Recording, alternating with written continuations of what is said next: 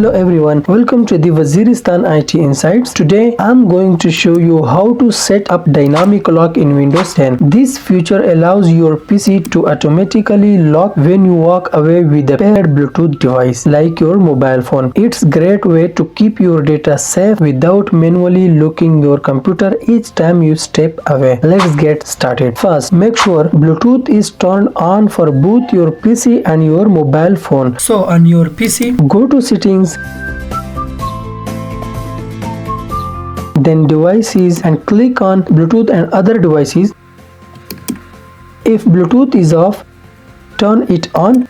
Do the same on your mobile device to ensure it's ready to connect. Now let's pair your mobile phone with your PC. In the Bluetooth and other devices menu, select Add Bluetooth or other devices, then choose Bluetooth. Wait for your phone to appear in the list of available devices, then click on it to start the pairing process. Your phone and PC may prompt you to confirm the connection. Once you accept, your device will be connected and you are ready to set up dynamic lock.